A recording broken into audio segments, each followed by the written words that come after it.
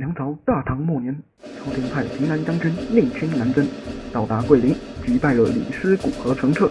将军欧阳毅攻城略地，直到长乐，完全平定了各洞南蛮，然后登陆到了荒僻险阻的地方。欧阳毅的妻子长得纤小白皙，十分美丽。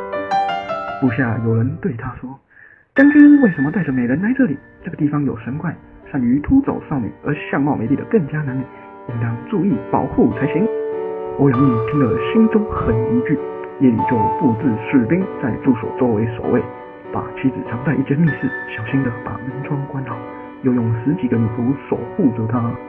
那天夜里，阴风阵阵，天昏地暗，到了5更时分，仍然寂静无声。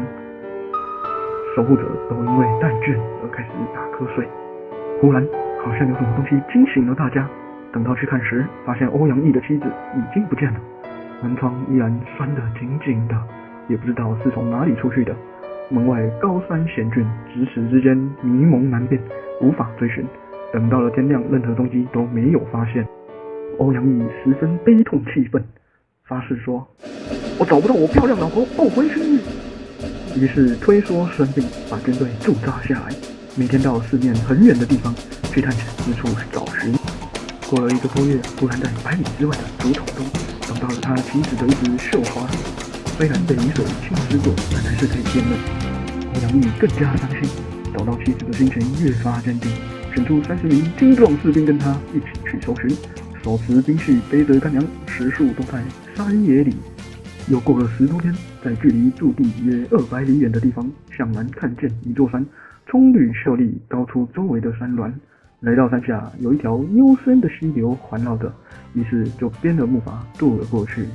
在悬崖绝壁和青翠的竹丛之间，不时看见红色的彩绸，听见嬉笑和说话的声音，一行人便抓着藤蔓，拉住绳索，攀登上去。上面成排栽植着家树，其间还种有名贵的鲜花，树下是一片碧绿的草地，茂密柔软如同毯子，亲眼近极还是别有天地。丰盈的石洞前有数十个妇女，衣服鲜艳亮着，嬉闹游戏，又唱又笑，在石洞那里进进出出。看见他们后，都慢慢站下来注视着。一行人过去了，他们就问：“有什么事情到这里来？”欧阳毅把事情详细告诉了他们。那些妇女一边互相看着，一边叹息说：“那位夫人到这里已经1个多月了，现在生病在床，该让她进去看看。”欧阳毅进入洞中，那门是木头做的，中间有3间宽敞如厅堂的屋子，四面的墙边放着床，全都铺着明亮的被子。他的妻子躺在石榻上，铺了好几层床垫，面前摆满珍馐美食。欧阳毅走过去看他，他转眼一看，立刻挥手叫他赶紧走开。那些妇女就说：“我跟你的妻子到这里，其中直接谈的已经有10年。这个地方住着一个神怪，戾气大人杀人，尽管100个人拿着兵器，也不能制服他。幸好他现在还没有回来，你们应该马上离开。如果你准备美酒2壶，狗10条，麻布数10斤，我们跟你一起对把杀死他。回来的时候一定是正午，以后要小心，不要来得太早。我们约定以10天为期。”接着就催他离开，欧阳毅也就连忙退走了。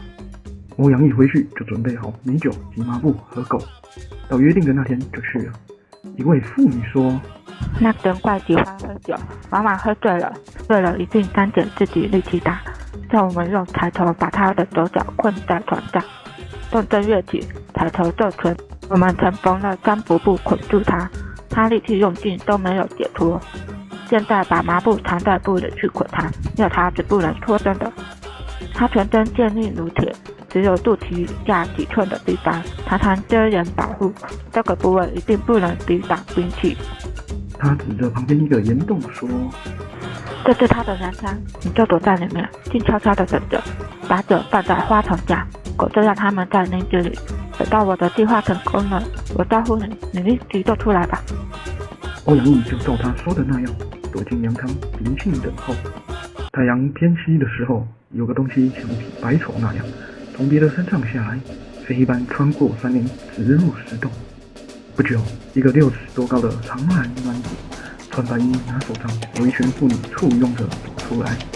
见到狗后惊奇地看着，然后将狗抓住，撕裂后吸血食肉，直到吃饱。妇女们都争着用一杯敬酒，携戏谈笑，十分高兴。喝了几壶酒之后，有妇女们扶着进去了。接着就听见里面传来嬉闹调笑之声。过了好久，那位妇女出来招呼欧阳毅，他便持兵器进入洞中。他看见一头大白猿，四脚被捆在床头，看见人就触额缩身，想挣脱又不行，目光闪闪如电光。众人竞相用刀剑去刺他，如同刺在铁石上一样，于是就刺他的肚脐下面，刀剑立即就刺进去，鲜血喷射出来。白猿大声叹息，惊诧地说：“这是老天爷要杀我，并不是你有本事。不过你的妻子已经怀孕，不要杀这个儿子，他将来会遇到圣明的皇帝，必定能够光大你家的主业。”说完这些话就死了。搜查白猿的储藏，发现宝器极多，珍美的食品也是如此。白门有几大锅，凡是人世间的珍奇物品无所不有，名贵的香料有好几壶，还有宝剑一双。妇女30多人都是绝色佳丽，来得久的已经有10年了。他们说，如果有年老色衰的，必定被白猿带走，也不知被怎样处置。还有白猿捕捉和享用女子都是独自一个，从来没有其他同类。每天早上他起来盥洗，戴上帽子，穿一件白袍，再披件白色罗衣，从不知寒暑变化。他全身长着白毛，有好几寸长。在住处，他经常读木简，上面的字如像葫芦或是篆字，一点也不认识。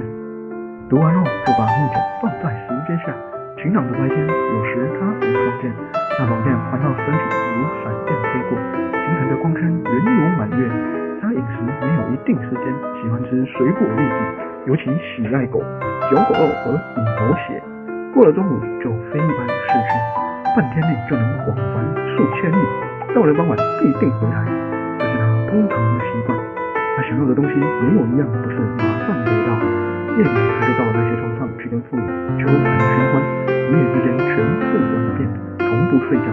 他说话博识详尽，旨趣华美，流利得当，但他的形状却是家蕨一类的猿猴。今年秋天树木开始落叶时，他忽然悲伤地说：“我被山神控诉，将要遭受死罪，也曾求拜众神保护，望能幸免于难。”上个月初，石阶冒出火焰，烧了他的木简书。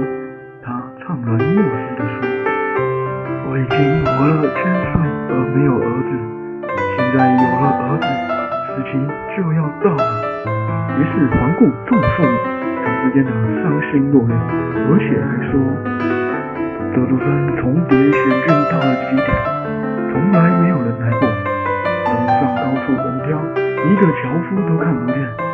山下又有许多狐狼怪兽，现在竟有人来到这里，这不是老天借他的手来杀我吗？”